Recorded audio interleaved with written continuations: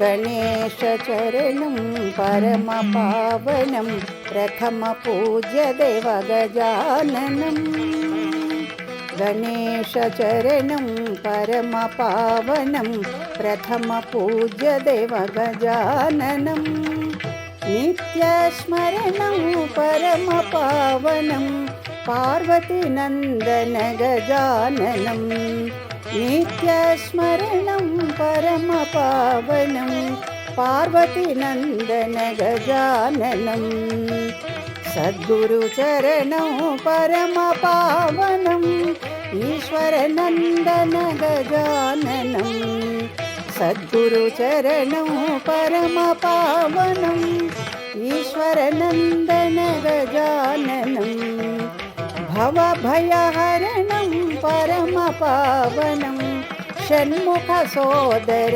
गजाननं भवभयहरणं परमपावनं षण्मुखसोदर गजाननं गणेशचरणं परमपावनं प्रथमपूज्यदेवगजाननम्। ओम श्रीकृष्ण परब्रह्मणे नमः। ॐ अथ पुरुषो ह वै नारायणो कामयतः प्रजाः सृजेयेति नारायणात् प्राणो जायते मनः सर्वेन्द्रियाणि च खं वायुर्ज्योतिरापः पृथिवी विश्वस्य धारिणी नारायणात् ब्रह्मा जायते नारायणाद् रुद्रो जायते नारायणा इन्द्रो जायते नारायणात् प्रजापतयः प्रजायन्ते नारायणात् द्वादश आदित्या रुद्रा वसवः सर्वाणि च छन्दागंसि नारायणादेव समुत्पद्यन्ते नारायणे प्रवर्तन्ते नारायणे प्रलीयन्ते। ॐ अध नित्यो नारायणः ब्रह्मा नारायणः शिवच्च नारायणः शक्रच्च नारायणः द्यावा पृथिव्यौ च नारायणः कालश्च नारायणः दिशश्च नारायणः ऊर्ध्वश्च नारायणः अधश्च नारायणः अन्तर्बहिश्च नारायणः नारायण एवेदगं सर्वं यद्भूतं यच्च भव्यं निष्कलो निरञ्जनो निर्विकल्पो निराख्यातः शुद्धो देव एको नारायणः न द्वितीयोऽस्ति कच्चित् या एवं वेद स विष्णुरेव भवति स विष्णुरेव भवति ओमित्यग्रे व्याहरेत् नम इति पश्चात्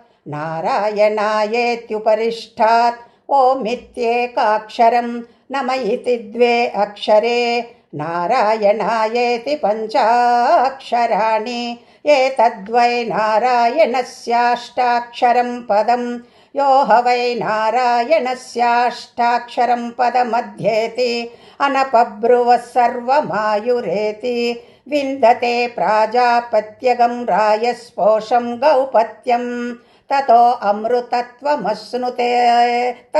अमृतत्वमश्नुत इति या एवं वेद प्रत्यगानन्दं ब्रह्मपुरुषं प्रणवस्वरूपम् अकार उकार मकार इति तानेकदा समभरत्तदेतदोमिति यमुक्त्वा मुच्यते योगी जन्म संसार बन्धनात्।